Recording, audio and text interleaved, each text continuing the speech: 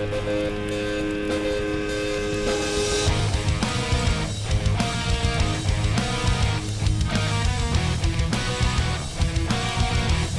guys, it's Jennifer Colleen from the Rust Belt Chronicles, and I am at the Winchester Music Tavern in Lakewood, Ohio with Matt James from Blacktop Mojo. How's it going? Pretty good. How are you?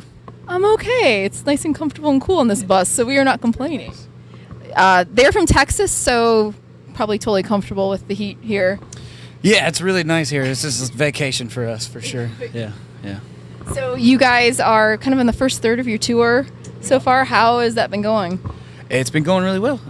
It's been fun to be out with Low Water. We've been talking about touring with them for, 3 years now, and we finally got to do it. So now it's been awesome.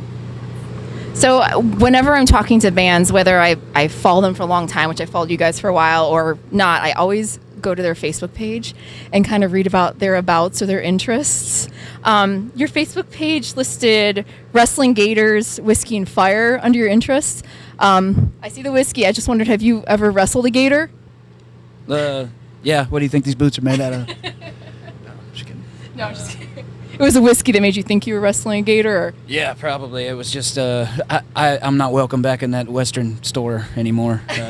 Just because, yeah. Fair. Mannequins. Yeah. Fair enough.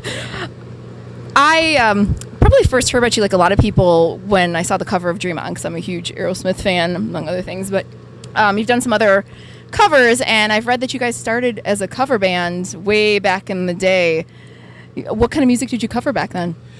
We did a little bit of everything. We lived in Texas, so we played in a lot of honky-tonks and had to play a lot of kind of country-ish music. And then we pretty much did everything from Merle Haggard to Matchbox 20 to Black Crowes, everything. I mean, yeah.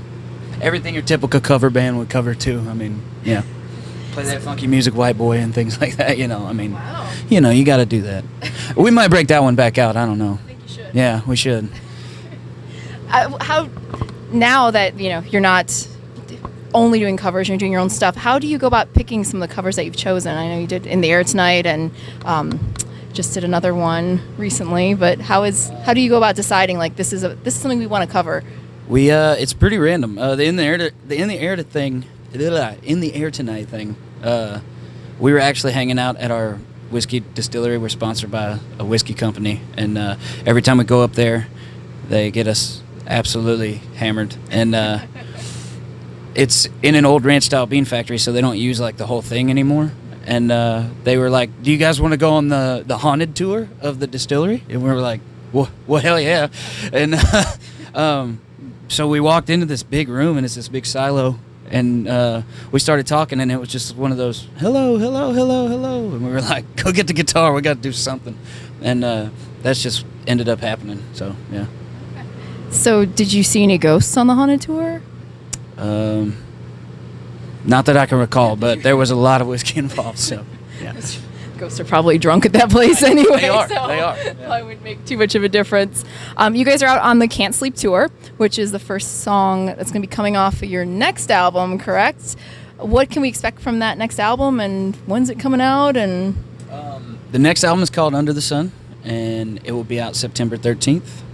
And Can't Sleep just hit radio this week. So, yeah. What was the process like for writing this album? This is not, obviously, your first run in it. You guys have been doing this for a little while. Has anything changed with how you go into working with the album or writing? This is the first album that we actually didn't have day jobs, so we pretty much got to work on it. And this is the first time we went and bought like an interface and stuff, and some stuff where we could record ideas and stuff at the house, which meant we could basically work on it 24/7. And we pretty much worked on it 24/7 for about 4 or 5 months, and before we went into the actual tracking of the album. And so that's what was different this time. Are you throwing any covers onto the album? There won't be any covers on this one, but yeah. I think I kind of like the viral video aspect of the covers. I think that's a way to go. We just hit 100,000 subscribers on YouTube, so we're gonna have to do something special, like so there might be a new cover in the works here pretty soon. Yeah. All right. Yeah. All right. Are you a formally trained musician? Because you sound like it, so that's why I'm asking. Like anyone that tackles like any song, you know, especially like "Dream On" by Aerosmith, it takes something to do that. So how did you kind of get involved in music, and realize like, hey, I have a voice, I can do this? I first started in music in junior high band, and I played the trumpet. I have no formal musical training whatsoever. I'm actually probably the worst musician in our band, so I just figured out that I could yell on key one day, I guess. Yeah, it just sort of happened. Yeah.